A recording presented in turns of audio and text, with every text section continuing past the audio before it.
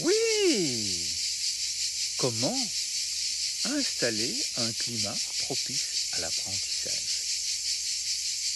Que ce soit en famille, que ce soit à l'école.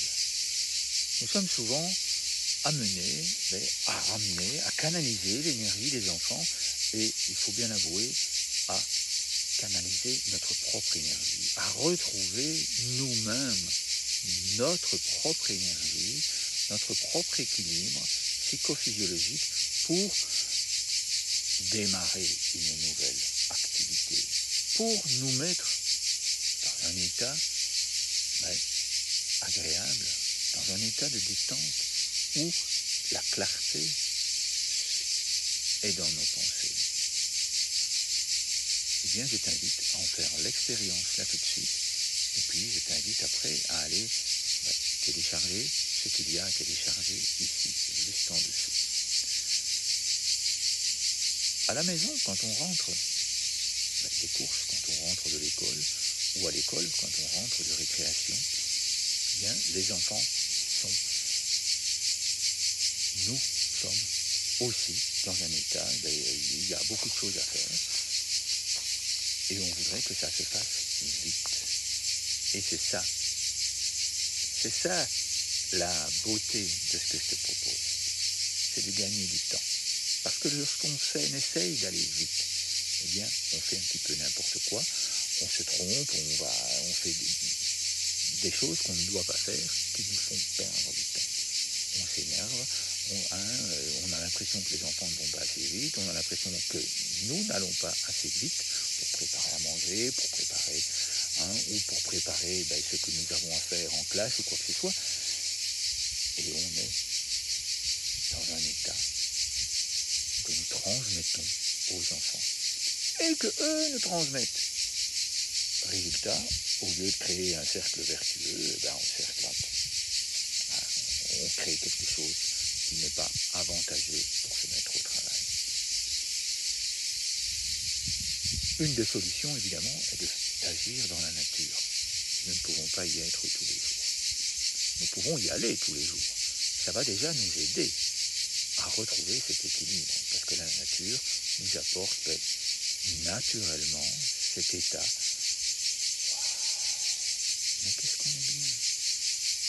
Alors je te propose simplement d'expérimenter ceci. Je t'invite à poser les mains sur le cœur et à respirer lentement.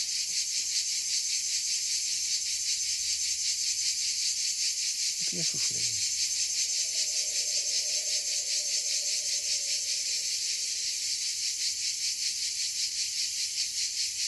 Tu sens comme ça fait du bien. C'est aussi simple que cela. Et puis je t'invite à pratiquer ces jeux de respiration que tu vois là pour le moment. Je t'invite à découvrir comment, avec quelques jeux, comment, avec quelques mouvements, tu vas pouvoir t'apaiser toi. Et donc aider les enfants, aider les élèves à s'apaiser, à se sentir en sécurité. Un mouvement, on inspire, un autre mouvement, on expire. Et puis, quand on a fait cela, il y a eu un espace, une zone tampon, entre le moment où je suis agité, et puis le moment où je me prépare à me concentrer, où je me prépare à être en état de flow pour l'apprentissage, en état d'équilibre, tout simplement. C'est à ce moment-là qu'on met les mains sur le cœur. C'est à ce moment-là qu'on se met à respirer dans le cœur, tout doucement, lentement. Et puis après, évidemment, on partage cet état tout autour de soi, cette colombe de paix. On l'envoie aux enfants, on l'envoie aux élèves, et puis on l'envoie dans le monde, afin que d'autres enfants puissent vivre ça aussi, afin de donner envie à tes enfants, afin de donner envie à tes élèves, de créer eux aussi des jeux.